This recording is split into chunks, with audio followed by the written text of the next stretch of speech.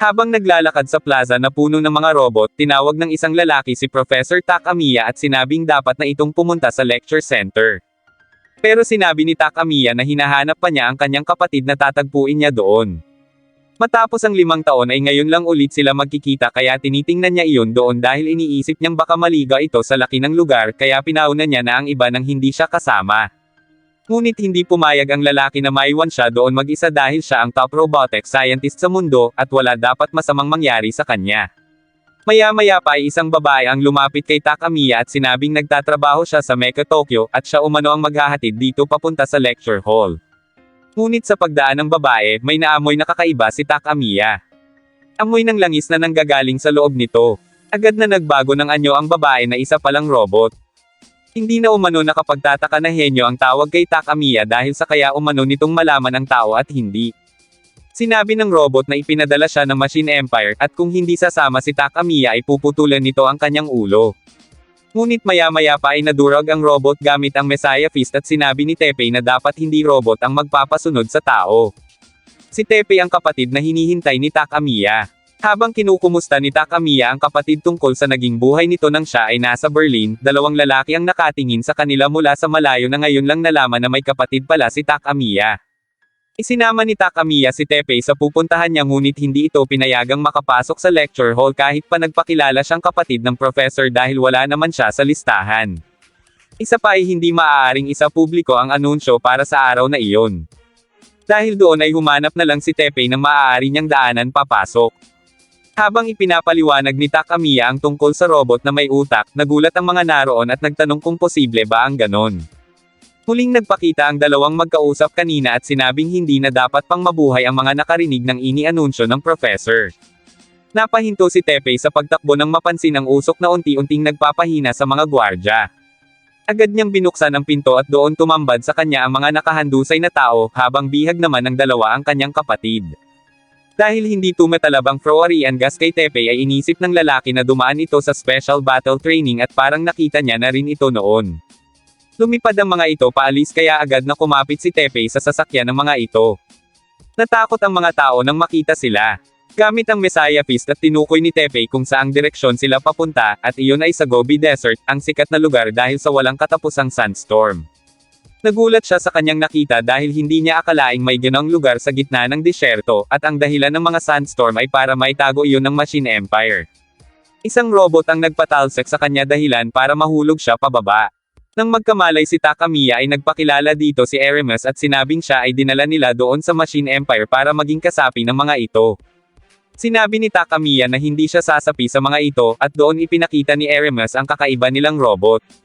Gulat na gulat si Takamiya nang makita iyon kaya sinabi ni Eramis na iyon ang kanilang ultimate robotics creation na tinatawag nilang Beat na ang ibig sabihin ay brain. Hindi iyon tulad ng mga lumang robot na gumagalaw lamang sa pamamagitan ng pagsunod sa utos ng tao. Kaya nitong mag-isip at gumawa ng sariling galaw. Sinabi ni Takamiya na iyon ang kanyang proyekto na hindi pa niya natatapos. Dagdag pa ni Eramis na dugo ng tao ang ginagamit doon at hindi langis. Mag-a-activate lang iyon kapag nakakuha ito ng dugo ng tao, at susunod lang ito sa taong unang beses na magbibigay dito ng dugo. Ngayon ay naaalala na ni Teppei na ang lalaking dumakit sa kapatid niya ay ang parehong lalaki 5 taon na ang nakalilipas, si Metal Face. Humanga iyon sa kanya dahil nagawa niyang makarating doon at alam pa niya ang pangalan nito. Wala kahit daga ang nakakapasok sa lugar na iyon nang hindi nila nalalaman kaya nagpapasalamat si Metal Face kay Madonna dahil nakita siya nito bago pa siya gumawa ng gulo. Tinanong ni Metal Face si Teppei kung saan sila nagkita noon pero sa halip na sumagot ay inatake niya ito ng Messiah Fist ngunit hindi iyon tumalab. Doon ipinakita ni Metal Face ang katawan niya na gawa sa cybernetic, at sinabing siya ang may pinakamalakas na katawan sa buong mundo at may pinakamagandang armas, ang Cyberlance. Dahil sa patuloy na pagyayabang ni Metal Face ay pinatulan na siya ni Teppei at sinuntok ng malakas na nagpatalsik sa kanya. Doon itinanong ni Teppei kung nasaan ang kapatid niya pero sinabi ni Metal Face na huli na siya dahil habang nag-uusap sila ay isa na sa kanila si Takamiya. Dinampot ni Madonna si Teppei at ipinag-utos ni Metal Face na durugin ito. Habang sakmal ay naalala ni Teppei ang panahon ng mga bata pa sila ni Takamiya at sinusubukan niya itong pigilan sa pagpunta sa Berlin. Pinatahan siya ni Takamiya sa pag-iyak at itinuro ang liwanag ng bituin sa langit na maihahalin tulad sa tao na nagliliwanag ng kanyang sarili sa itaas.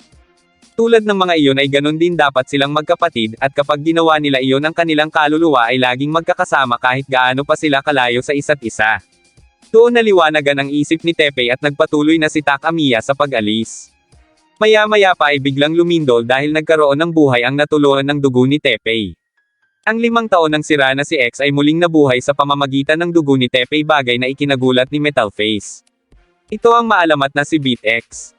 Patuloy ang pagpapaliwanag ni Eramis ng tungkol sa Beat na hindi maihahalin tulad sa normal lang na robot dahil ang kamanghamanghang paglikha na iyon ay pinahahalagahan ng higit sa anumang bagay ng Machine Empire. Para kay Takamiya, kung totoo nga iyon ay iyon na ang pinakamalaking inobasyon sa larangan ng robotics. Pero tinanong niya kung bakit iyon ginagawa ng Machine Empire at ano ang pinaplano ng mga ito. Para sakupin ba ang mundo o ang siraing ito? Nilinaw niya na hindi siya kakampi sa mga ito kaya sinabi niyang ibalik na siya ngayon. Ngunit sinabi ni Eramis na hindi niya maaaring gawin iyon dahil kailangang sumapi sa kanila si Takamiya, at sinabi rin umano ng pinuno nila na kailangan nila ito. May sasabihin pa sana si Eramis pero biglang dumating ang isang babae at ini-report ang tungkol sa nanghimasok na na-detect nila sa Scrap Zone 7. Pinakilos ni Eramis ang mga tauhan upang hulihin iyon pero nagulat ito nang malaman na muling nabuhay si X. Hindi pa rin makapaniwala si Metal Face sa nangyayari dahil mag-a-activate lang dapat ang Beat sa unang tao na naging donor nito at hindi na makatatanggap pa ng ibang dugo kahit na pareho ang blood type. Hindi rin makapaniwala si Teppei na makikita niya si X. Nagpakilala siya dito ngunit sinipa lang siya nito dahil sa tingin ni Madonna ay galit si X. Inakala kasi nito na muli siyang binuhay ng kanyang first donor pero ang bata pala sa harap nito ang may gawa niyon. Doon pumasok sa isip ni Metal Face kung sino nga si Teppei. Habang dumidiklap ang bahagi ng braso niya ay sinabi niyang akala niya ay napatay niya na si Teppei 5 taon na ang nakalilipas, hanggang sa natumba na siya. Maglalaban sana sina X at Madonna pero sinabi ni X na unahin muna nito ang donor nitong si Metal Face dahil hindi makakalaban si Madonna hanggat wala ang donor nito. Nang paalis na sana si X ay nagawa siyang pigilan ni Teppei, ngunit nagpatuloy pa rin ito sa paglipad kaya nakaladkad nito ang binata. Natawa na lang si Madonna at sinabing hindi magagawang makatakas ni X dahil sa mahina nitong kondisyon, at ipinangakong dudurugin niya iyon. Tumunog ang emergency alert sa Machine Empire dahil sa pagtakas ni X kasama ang intruder. Habang sakay kay X ay nabanggit ni Teppei ang pangalang Karen nang biglang lumitaw sa likod nila ang Ryukon troops. Pumasok sa alaala ni Teppei ang mga pangyayari 5 taon na ang nakaraan nang matagpuan niya sa gitna ng malakas na pagbuhos ng nyebe ang walang malay na si Karen. Inilagay niya iyon sa loob ng kuweba na tanging sila lang dalawa ni Takamiya ang nakakaalam. Maya-maya pa ay dumating ang robot na si Madonna at Metal Face at itinanong kung may napansin siyang sugatang babae doon. Pero sa halip na sumagot ay tinanong niya lang kung sino ito kaya agad niyong sinaksak ang kabayo niyang si Maple. Muling nagtanong si Metal Face pero matapang na sinabi ni Teppei na wala siyang alam, at kung meron man ay hindi niya sasabihin dahil sa pagpatay nito kay Maple. Sa galit ng lalaki ay sunod siya nitong sinaksak. Bago umalis ay tinitigan siya ni Metal Face dahil pakiramdam nito ay may kakaiba sa kanya. Nag-report ang lahat ng unit kay Metal Face at sinabing sinuyod na nila ang buong lugar pero hindi nila natagpuan si Karen. Nabura na rin ang maaari nilang magamit na bakasyon dahil sa lakas ng bagyo. Napatingin si Metal Face sa malaking puno at sinabing bumalik na lang sila sa lugar dahil malala naman ang sugat ni Karen at hindi magtatagal ay mamamatay na rin yun dahil na rin sa sama ng panahon. Nang makaalis ay saka lumabas si Karen at sinabing kailangan niyang makatakas papunta sa norte bago pa bumalik ang mga iyon. Habang naglalakad ay hindi makapaniwala si Karen sa ipinakitang katapangan ni Teppei.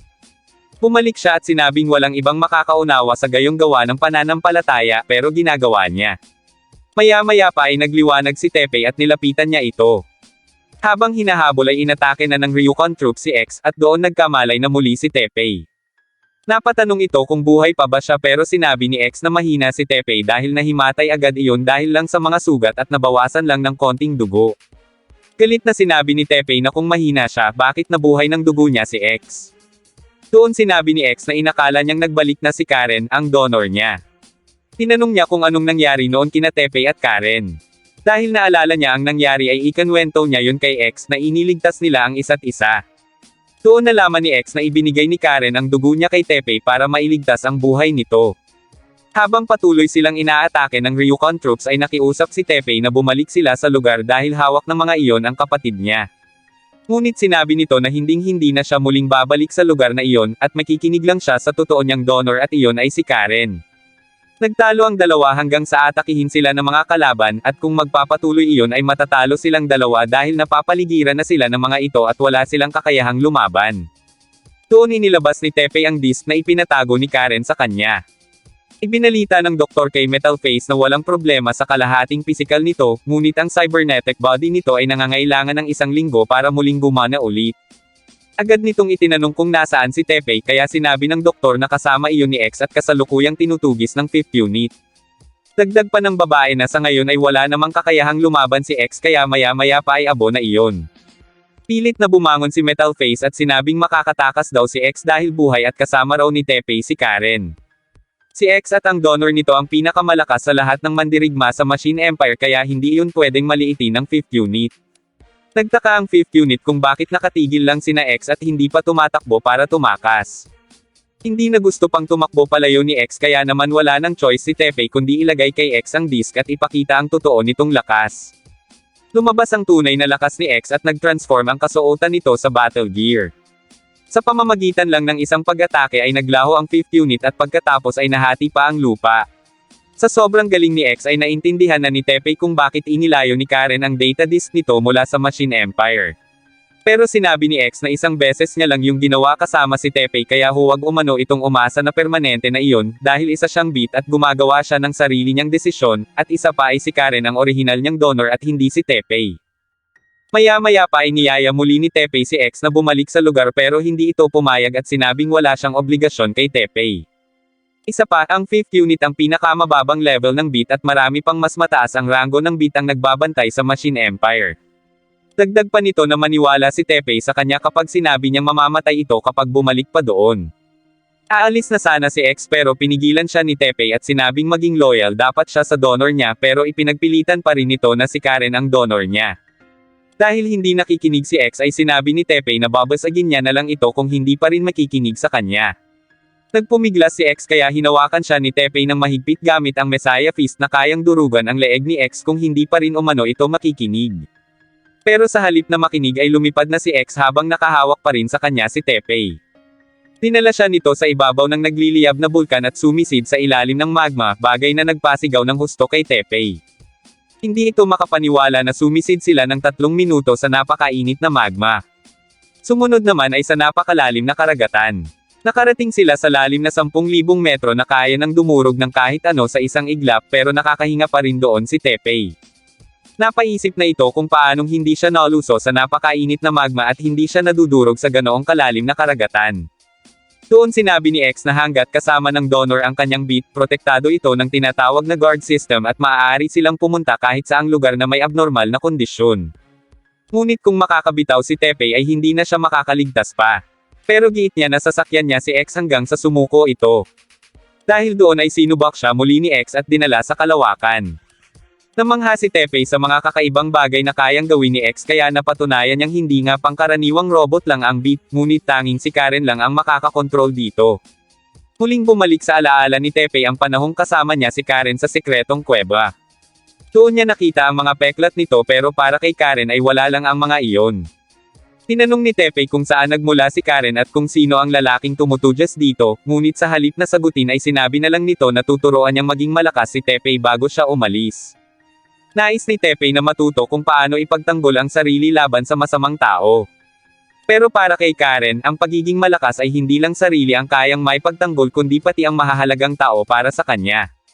Tinanong siya ni Karen kung sino ang mga iyon para kay Teppei. Tanging tiyuhin na lang naman niya ang kasama niya at ang mga alaga nilang kabayo pero meron siyang kuya na kasalukuyang nasa Berlin para mag-aral. Nagulat si Karen nang malamang kapatid ni Teppei ang batang henyo na si Takamiya, at naintindihan na niya kung bakit may mataas na teknolohiyang nakalagay doon sa kuweba. Para kay Karen ay mas lalong dapat mag-aral si Teppei ng pagiging malakas hanggat kaya nito dahil ang kuya nito ay mamanmanan ng Machine Empire. Ang Machine Empire ay ang masasamang grupo na ang layunin ay sakupin ang mundo at kalaunan ang sansinukob upang gawing alipin ang mundo gamit ang kapangyarihan ng kanilang teknolohiya. Tinudukot ng mga ito ang magagaling na inventor at scientist para ipagawa ang kanilang kublihan. Dumating ang tagsibol at patuloy pa rin si Teppei sa pag-insayo dahil sigurado si Karen na nasa listahan ng Machine Empire si Takamiya, at balang araw ay dudukutin din. Dahil doon ay mas nabuhayan si Teppei sa pag-iinsayo, at alam ni Karen na magagawa iyon ni Teppei dahil unang beses niya palang iyon nakita ay alam niyang lalabanan nito ang Machine Empire, at iyon ang magiging misyon ng bata. Hanggang naging binata na si Teppei at patuloy pa rin ito sa pag-iinsayo, hanggang sa nakatanggap na ito ng mail mula kay Takamiya na a-attend umano sa darating na robot fair sa Peking. Ibig sabihin ay dumating na ang panahon ng pagdukot ng Machine Empire kay Takamiya, kaya ibinigay ni Karen ang Messiah Fist kay Teppei na magagamit nito bilang armas. Sinubukan iyon ni Teppei kaya nakita niya kung gaano iyon kalakas at inisip na sa pamamagitan yon ay kaya niya agad talunin ang Machine Empire. Ngunit sinabi ni Karen na hindi iyon sapat para matalo ang grupong iyon. Kung gusto umanong iligtas ni Teppei ang kanyang kuya ay gamitin lang niya ang Messiah Fist sa pagtatanggol, dahil kung makikipaglaban siya sa mga beat ay kakailanganin niya rin ng beat. Doon sinabi ni Karen na kung naroon lang sana si X ay magkakaroon sila ng pagkakataong lumaban. Namangha si X kay Teppei dahil nagawa siyang sakyan nito nang walang suot na battle gear. Humingi ng tawad si Teppei kay X sa pagiging makasarili kaya ngayon ay sumusuko na siya kay X dahil kailangan niyang harapin mag-isa ang mga kalaban. Doon sinabi ni Teppei kay X na nasa Kamui Island sa Japan si Karen. Ikinwento rin niya ang nangyaring pagbagsak ng dalawa sa karagatan, at nang matagpuan ng Machine Empire si X ay itinapon ito sa basurahan habang si Karen naman ay nakarating sa Kamui Island kung saan niya iyon tinulungan. Pinagmadali niya si X na pumunta na kay Karen pero dahil naroon pa sa paligid ang Ryukon troops ay hindi siya maaaring iwan ni X ng mag-isa. Sinabi rin ni X na kung babalik si Teppei mag-isa ay siguradong mamamatay ito. Ngunit nagpatuloy pa rin si Teppei dahil kailangan niyang iligtas ang kapatid niya, at iyon ang kanyang misyon. Habang naglalakad si Teppei ay nakita siya ng taga-Machine Empire at itinanong kung nasaan si X. Agad siyang inatake ng mga ito pero gamit ang Messiah Fist ay napaghiwalay niya ang Donor at Beat kaya wala na umanong laban ang mga ito. Tumawa lang ang Donor at agad itong hinailan ng Beat kaya nadala na rin nila si Teppei pataas. Habang iniisip na kailangan niya pang iligtas ang kuya niya ay napansin ni Teppei ang vital point ng Beat kaya agad niya iyong sinuntok gamit ang Messiah Fist. Agad iyong bumagsak pero maya-maya pa ay dumating na ang Ryukon troops. Sinundan pala siya ni X kaya agad siyang sumakay dito at muling nagsuot ng kanyang battle gear para harapin ang mga kalaban. Samantala, habang ipinapaliwanag pa rin ang kamakailang nagiging problema nila sa pinakahuling beat na si Raphael, sinabi ni Takamiya na iyon ang nagre-representa kung gaano nababalot ng kasamaan ang imperyong iyon. Kaya kahit kailan ay wala siyang gagawin sa proyekto ng mga iyon. Sinabi ni Eremes na hindi na nila pakakawalan pa si Takamiya at huwag na rin umano itong umasa na babalikan pa ito ng kapatid para iligtas. Doon ipinakita ni Eremes ang maalamat na spirit generals ng Machine Empire. Sa silangan ay ang Beat Rado, nasa kanluran ang Beat X, sa hilaga ang Beat Max, at sa timog ay ang Beat Jetame. Pero sa ngayon ay kinokontrol ni Teppei ang Beat X kahit hindi naman siya ang donor nito, ibig sabihin, hindi iyon makakasama sa tatlo pa. Habang abala sa pagdadasal si Master Fu at ang mga bata, dumating si Karen upang iparating ang balita na may emergency order ang lugar. Ngunit sinabi ni Fu na huwag siyang abalahin habang nagdadasal sila, at kahit ano pa mang dahilan ay hintayin dapat silang matapos ng tatlo pang taludtod. Nagpumilit pa rin si Karen at sinabing si Metal Face at ang mga troop nito ay natalo ni X na muling nabuhay.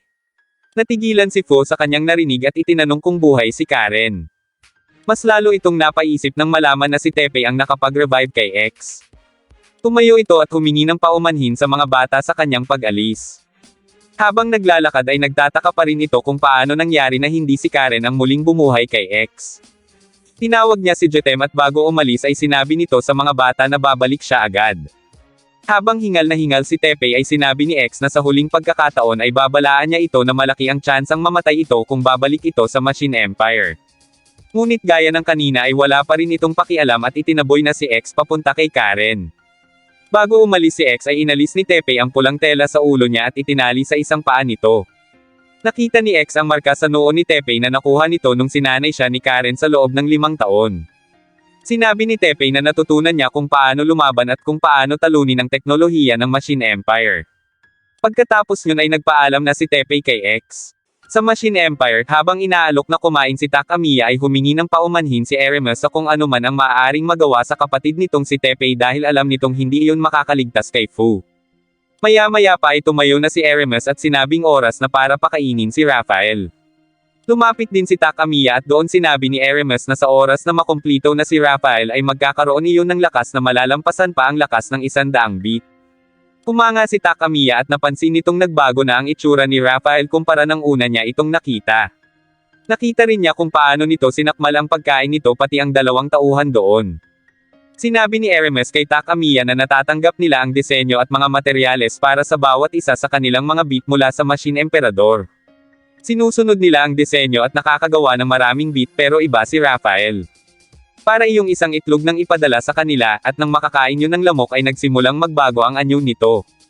Nagsimula na rin iyong lumaki at sinunod lang nila ang utos ng Emperor na pakainin iyon ng iba't ibang uri ng nilalang tulad ng insekto, halaman, hayop, at kahit tao. Marami yung nakakain araw-araw at patuloy din ang pagbabago ng anyo, bagay na ikinagulat ni Takamiya at sinabing robot dapat iyon pero bakit iyon lumalaki? Sinabi ni Hermes na nagulat din sila noong una pero habang tinitingnan nila iyon ay talagang lumalaki nga si Raphael. Nag-aalala na rin si Hermes na kung patuloy ang paglaki niyon ay baka masakop na ni Raphael ang buong lugar pati na rin ang buong mundo. Iyon ang dahilan kung bakit humihingi si Hermes ng tulong kay Takamiya pero sinabi nito na ginawa nila iyon sa pansarili nilang kadahilanan tapos ngayon ay hihingi ang mga iyon ng tulong sa kanya. Nagpaliwanag si Hermes at sinabing hindi para sa masama ang ginagawa nila. Pero dahil hindi naniniwala si Takamiya ay sinabi niyang maaari itong makipag-usap sa Machine Emperor para malaman ang totoo, dahil iyon umano ang totoo nilang tagapagligtas. Samantala, kahit tumutingin sa daan patungo sa lugar ay hindi pa rin iyon nararating ni Teppei. Napaupo siya sa sobrang uhaw nang biglang may paparating mula sa itaas na inakala niyang si X. Sinafu pala iyon at binigyan siya nito ng tubig at sinabing iyon na ang magiging huling inom ni Teppei. Hindi pa nakakainom si Teppei ay inatake na ito ni Jetem dahil naghihintay pa umano sa kanya ang mga bata para magbasa ng huling tatlong taludtod. Sa muling pag-atake ni Jetem kay Teppei ay pinigilan ito ni X. Dahil sinanay ni Karen si Teppei ay pinili niyang manatili kasama ito. Sumakay na si Teppei at muling isinuot ang battle gear. Hindi makapaniwala si Fo sa kanyang nakikita. Bago magharap ay ininom muna ni Teppei ang ibinigay nitong tubig at sinabing sisirain niya ang Machine Empire. Nang aatake na sina Teppei ay sinabi ni Fo na umamin na sila ng lahat ng kanilang kasalanang nagawa. Hindi inintindi ni Teppei ang sinasabi ni Fo at sinabi kay X na umatake na sila, ngunit walang kibo si X at sinabing ang kalaban nila ay si Bit Jetem at Fu. Nakalkula ni X na mataas ang tiyanse nilang matatalo sila, gayunpaman ay hindi na rin nila magagawang tumakas ngayon dahil kaharap na nila iyon. Dahil si Fo ang sugo ng kamatayan kahit isara niya ang kanyang mga mata ay nakikita niya pa rin si X at Teppei kaya ang itinanong nito kay Jetem ay kung gaano katagal bago nila matalo ang mga iyon. Dahil masyadong natatagalan sa 1 minuto ay sinabi nitong gawin nila iyong 30 segundo at ipagdarasal na lang umano nito ang dalawa habang binabasa ang paborito niyang seksyon ng Biblia. Sinimulan ni Fo ang kanyang dasal at ginawa na ni Jetem ang kanyang pag-atake. Bigla na lang bumagsak sina X at Teppei sa lupa. Hindi makapaniwala si Teppei na buhay pa sila at kinumusta niya ang nawala ng kontrol na si X. Sinabi nito na iyon ay dahil sa sonic power attack ni Jetem, isang soundwave attack na hindi naririnig ng tao. Dinisenyo iyon para sirain ang main control system ng mga beat at iyon ang tinatawag ni Jetem na Deadly Carol. Pero nailigtas ni X ang kanyang sarili dahil pinatay nito ang kanyang pandinig. Binalikan sila ni Fu ngunit sa pagkakataong ito ay hindi na maiisara ni X ang kanyang pandinig dahil kailangan niyang gamitin ang kanyang 5 pandama. Huling umatake si Jetem pero nakatakbo si X. Mas malakas ng 5,000 beses ang pandama ng mga beat kaysa sa mga tao kaya kung isasara niya ang isa sa mga iyon ay magiging sagabal iyon sa pakikipaglaban, at hindi na rin gagana pang muli lalo na kapag laban kay Jetem. Iminungkahi ni Teppei na gamitin na lang ni X ang manual mode nito para siya na lang ang magkokontrol kay X. Dahil wala nang iba pang pagpipilian ay sinubukan nga nila iyon nang muli silang atakihin ni Jetem. Ngunit sa pag-atake ni Teppei gamit ang Masai Fist niya ay ginamit naman sa kanya ni Fo ang Funeral Born, bagay na nagpatalsak sa kanila. Tatapusin na sana ni Fu sina Teppei nang biglang tumunog ang emergency alert nito upang itanong kung natalo niya na sina Teppei at X. Sumagot ito at sinabing tapos na ang dalawa kaya binati siya ng kausap niya at sinabing may sasabihin mamaya ang Emperor sa kanya.